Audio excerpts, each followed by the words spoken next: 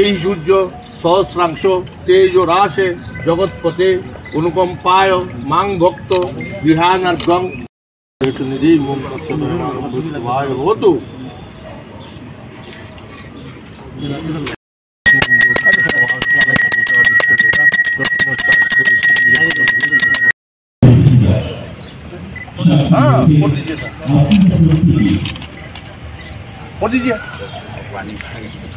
स्वागत करता हूं हमारी सर्वप्रिय माननीय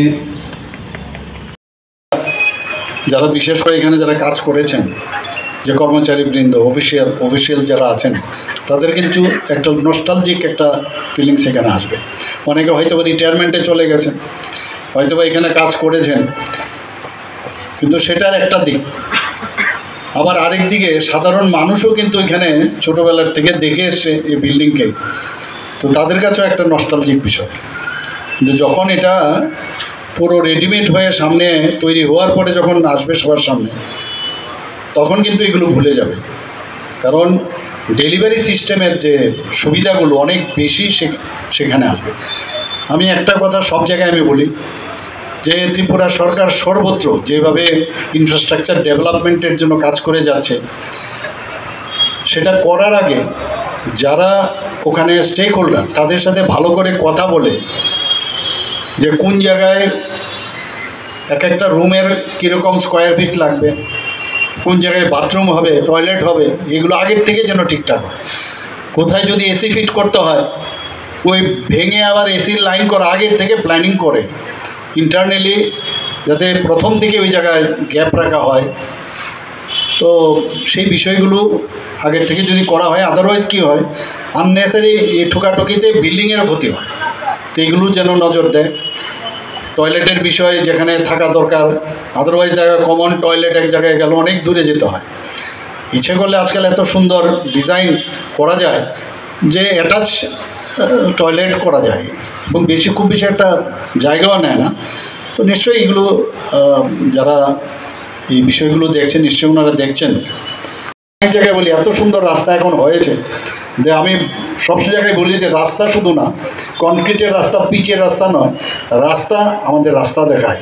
ভবিষ্যতে আমরা কোন রাস্তার দিকে যাব, এই কমিউনিকেশনে তো ডেভেলপ হয়ে গেছে, আমরা যে কোনো বিষয়ে এখন চিন্তা ভাবনা করতে পারি। আমার কাছে অনেকে ক্ষোভের সাথে জানায় যে বহু লোক বহু দূরে দূরে এখন মানে যাদের পোস্টিং আছে, দেখা গেলো সকালে গিয়ে বিকেলবেলায় চলে আসে, ওখানে থাকেই না। তো কমিউনিকেশন ডেভেলপ করলেও মুশকিল। তো এটা একটা মানে আমি বলতে বাধ্য হচ্ছি, যেখানে যার আছে, যেখানে পোস্টিং সেখানে যেন থাকে। এখন অনেকে বলছে যে সেখানে থাকার ব্যবস্থা নেই, তো আমরা স্টাফ কোয়ার্টারও দিচ্ছি যাতে থাকে। তো আস্তে আস্তে করে ডেভেলপমেন্ট এবং প্রয়োজনের তাগিদে আমরা নিশ্চয়ই সেগুলো আমরা করব। ইন্টারনেট আমাদের দিয়েছেন, ইন্টারনেট মুম্বাই এবং আমাদের চেন্নাইয়ের পরে ত্রিপুরার এই যে ইন্টারনেট সাংঘাতিক স্ট্রং ইন্টারনেট আমাদের। রেলওয়ে দিয়েছে, এতগুলো ট্রেন এখন যাচ্ছে বাইরে বহু জায়গায় আমাদের প্রদেশের থেকে অন্যান্য প্রদেশের সাথে এখন যুক্ত হয়েছে। এর মধ্যে বন্দে ভারতও শুরু হয়ে যাবে। বন্দে ভারত শুরু হয়ে গেলে, তাছাড়া আমি কিছুদিন আগে রেলমন্ত্রীর সাথে আমি কথা করেছিলাম, তো উনি বলেছেন যে এখান থেকে ইন্টারসিটিও দেবে, বন্দে ভারত তো দেবেই, ইন্টারসিটিও দেবে। তো সব দিক দিয়ে এই আমাদের যে সরকার, আমরা ডাবল ইঞ্জিনের সরকার বলি, অনেকে বিরোধীরা এটাকে কটাক্ষ করে গেছে যে মোদিজি যেভাবে কাজ করছে সেটাই আগামী দিনের লক্ষ্য এবং এই দেশকে আসল জায়গায় পৌঁছানোর রাস্তা উনি আমাদের দেখাচ্ছেন। আমাদের এখানে এয়ারপোর্টের কথা আমি এবার যখন গুয়াহাটিতে আমি গিয়েছি, সেখানেও আমি বলেছি যে আমাদের যে এয়ারপোর্ট, এই এয়ারপোর্টের যে তার যে পরিকাঠামো, সেটা নর্থ ইস্টের মধ্যে সবচেয়ে ভালো।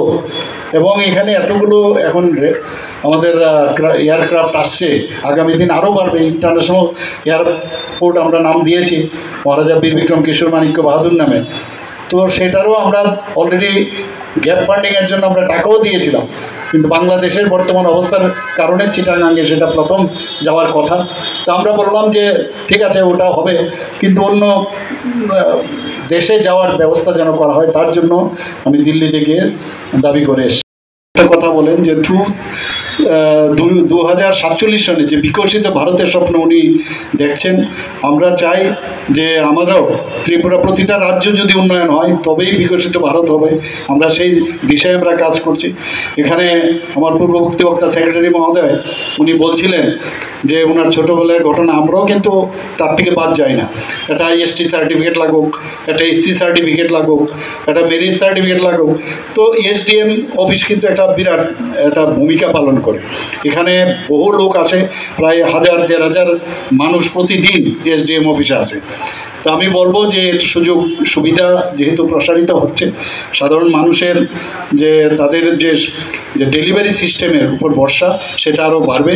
এবং আজকের এখানে উপস্থিত থাকার জন্য এবং আমাকে এখানে আসার জন্য নিমন্ত্রণ করার জন্য, হোস্টেলে ছেলে মেয়েদের হোস্টেলের মধ্যে দেখা যায় প্রপারলি টয়লেটের সুবিধা নেই, অ্যাটাচ বাথরুম নেই, অথচ আমরা যখন বাইরে যাই দেখি যে হোস্টেলেই হোক আর যাই হোক সেখানে কিন্তু এই সুবিধাগুলো আছে, আমাদের এখানে কেন হবে না?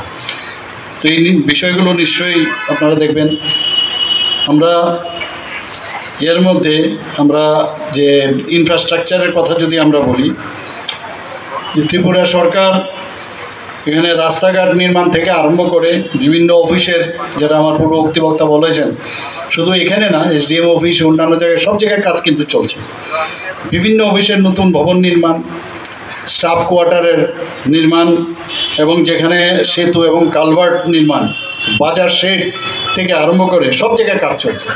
সিনথেটিক টার্ফ ফুটবল মাঠ অলরেডি আমরা 7 জায়গায় আমরা করেছি, আরও 1-2 জায়গার মধ্যে কাজ চলছে। কৃষক বন্ধু কেন্দ্র নির্মাণ, ছাত্রছাত্রীদের জন্য হোস্টেল নির্মাণ, বিদ্যালয়ের পাকা বাড়ি নির্মাণ, গোডাউন নির্মাণ। অনেক জায়গায় গেলে দেখা যায় হসপিটালের বাউন্ডারি নেই, বাউন্ডারি নির্মাণ, বা অনেক স্কুলের বাউন্ডারি নেই। তো সেইগুলো আগের থেকে প্রপারলি যদি চিন্তাভাবনা করা যায় তাহলে সিকিউরিটি অ্যাসপেক্টও আমরা সেটা দেখতে পারি, সেইগুলো কাজও চলছে।